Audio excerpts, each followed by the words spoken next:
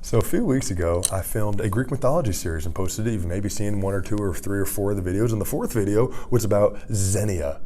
A pretty cool name, huh? And it's, in my opinion, more so than anything, just an entertaining story from the Odyssey. But I kind of gave a message at the end of, take advantage of your resources.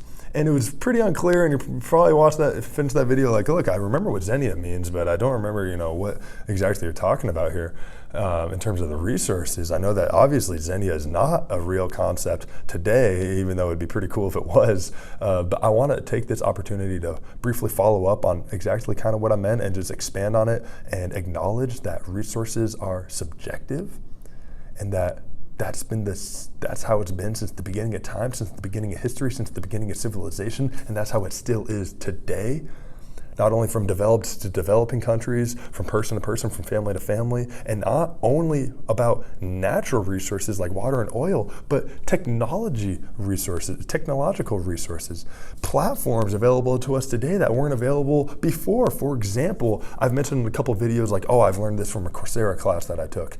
Coursera is an amazing resource that wasn't available to us 10 years ago. And what is Coursera? It's an online learning platform that allows you to learn on the go about a fascinating subject that you find interesting, because I guarantee you that there's some subject on Coursera that you would want to learn about because they have so many cool subjects, for free, best of all, on your own time, on your own schedule, from a very good professor from a prestigious school. It's like, are you kidding me? You get all that for free? How amazing is that? Like I said, that's a resource that was not available to us 10 years ago, but now I think needs to be taken advantage of, especially if you want to broaden your curiosity and extend your education.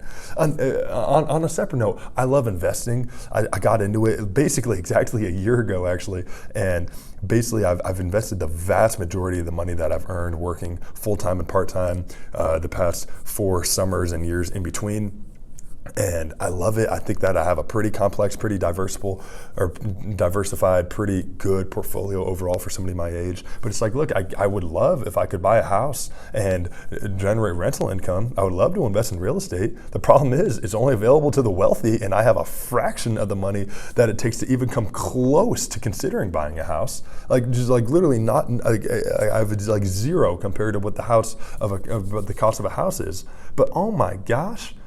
Good thing we have Fundrise, an amazing platform, an amazing resource that allows us to invest in private real estate for as little as $10. I know I sound like a spoken salesman for both Coursera and Fundrise. Last year in 2021, the average Fundrise customer saw over a 20% annual growth rate, which is just amazing for an investment that's supposed to more so just add stability, safety, and diversification to your portfolio. But you're still making that much money? It's like, geez, talk about a resource that was not available to us 10 years ago, but should be taken advantage of today.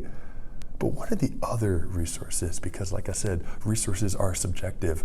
Not everybody is authorized to invest in the United States. Not everybody has consistent access to a computer or to Wi-Fi. But it's less, some people have more or less, or I should say more or fewer resources than others, but that only matters a little bit. What matters more is how we utilize them. Sorry if I'm talking super quietly. If you think that you don't have many resources, then I'm telling you, you are simply incorrect.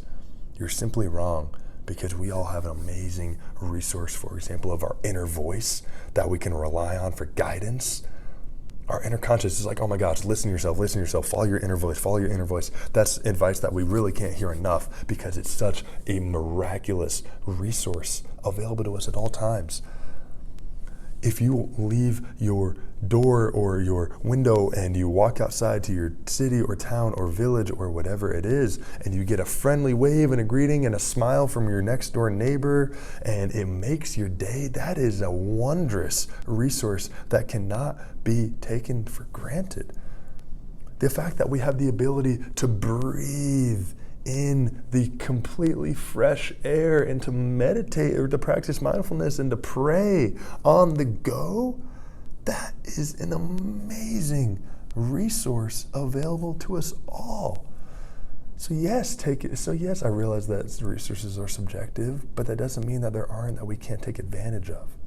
I hope that that makes sense to you. I hope that at least something that I just said resonates with you. I hope that we're able to take fewer things for granted and to feel more grateful for the most basic resources that we do have available to us, because I think that those, in my opinion, are the most wonderful resources there are.